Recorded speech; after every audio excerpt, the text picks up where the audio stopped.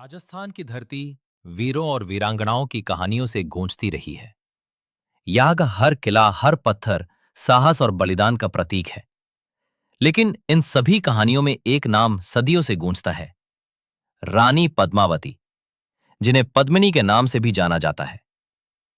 वे न सिर्फ सुंदरता की मूर्ति थीं, बल्कि आत्मसम्मान और आत्मबल की जीवंत मिसाल भी। उनकी कहानी इतिहास और लोक गाथा के संगम पर खड़ी वो दीवार है जो समय की आंधियों के बावजूद आज भी अडिग है। कहानी शुरू होती है सिंघल द्वीप, वर्तमान श्रीलंका से। यहाँ के राजा गंधर्वसेन की पुत्री थी पद्मावती, अनुपम सौंदर्य, बुद्धिमत्ता और शौर्य का संगम। वो घुड़सवारी, युद्धकला और रणनीति में भी दक्ष थीं। उनकी सुंदरता की ख्याति दूर दूर तक फैली थी, लेकिन वो केवल रूपवती ही नहीं थी। उनमें राजकुमारी की गरिमा, नीति की समझ और आत्मबल की ज्वाला थी। चित्तौड़गढ़ के राजा रावल रतन सिंह, जिनकी कीर्ति वीरता और उदारता में थी, पद्मावती के सौंदर्य और गुणों से प्रभावित होकर स्वयं सिंघल पहुंचे। वहां एक चुनौतीपूर्ण प्रतियोगिता का आयोजन हुआ, जिसमें रतन सिंह ने अपने कौशल से सभी को पराजित किया और पद्मावती ने उन्हें स्वयंवर में वर के रूप में स्वीकार किया। विवाह के बाद रानी चित्तौड़ आई और वहां की रानी बन गई। चित्तौड़ दुर्ग उस समय मेवाड़ की राजधानी था और यहाँ के लोग शौर्य, स्वाभिमान और संस्कृति के लिए प्रसिद्ध थे। पद्मावती ने जल्द ही राजमहल और प्रजा का हृदय जीत लिया। चित्तौड़ में एक ब्राह्मण कवि राघव चेतन ने किसी अपराध में राणा के कोप का भाजन बनकर देश निकाला पाया।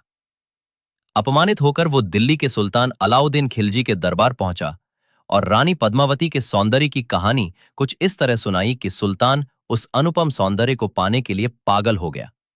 राघव चेतन ने कहा, ऐसा सौंदर्य न ही किसी अप्सरा में देखा, न किसी रानी में।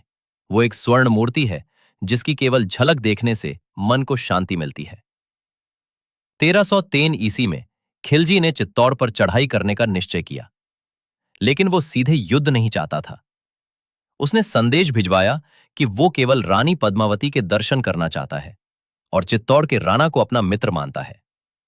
राजा रतन सिंह एक राजधर्म में विश्वास रखने वाले व्यक्ति थे।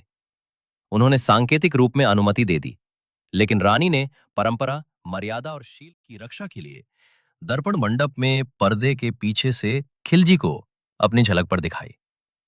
खिलजी उस प्रतिबिंब में ही ऐसा मोहित हुआ कि अब वो किसी भी कीमत पर रानी को पाना चाहता था।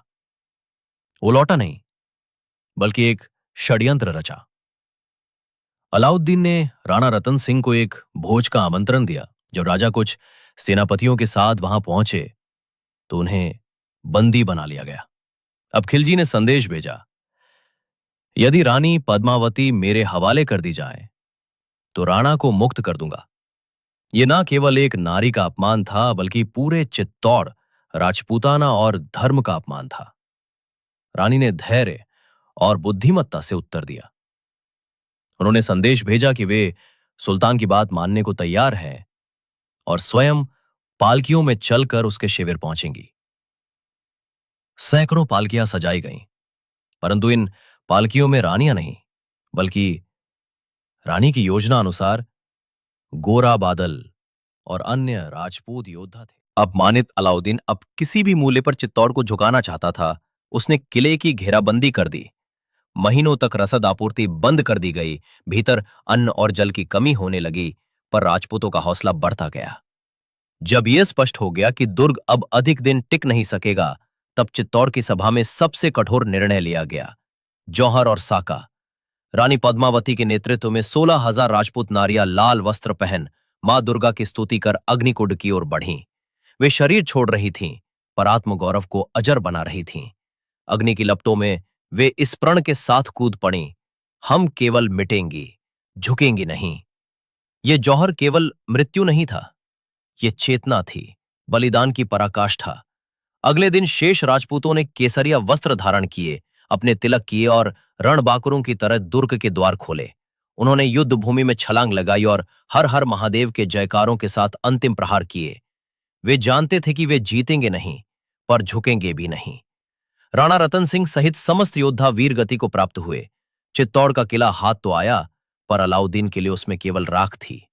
रानी पद्मावती की वो राख जिसे वो अपने हरम में लाना चाहता था। राजस्थान के ग्रामीण अंचलों में आज भी पद्मावती की वीरता गीतों और लोक नाट्य में जीवित है। कुछ इतिहासकार इसे काल्पनिक मानते हैं, तो कुछ इतिहास से भी श्रेष्ठ, लोक की स्मृति में अमर सत्य। पद्मावती भारतीय नारी की वो छवि है जो सौंदर्य में लज्जा और युद्ध में शौर्य की प्रतीक बनती है। राजपूती परंपरा की आधारशिला, उनका जौहर केवल बलिदान नहीं, परंपरा की रक्षा का मंत्र था। नारी शक्ति की मूर्ति, एक स्त्री जिसने समस्त समाज के सम्मान की रक्षा के लिए अपने प्राणों की आहुति दी।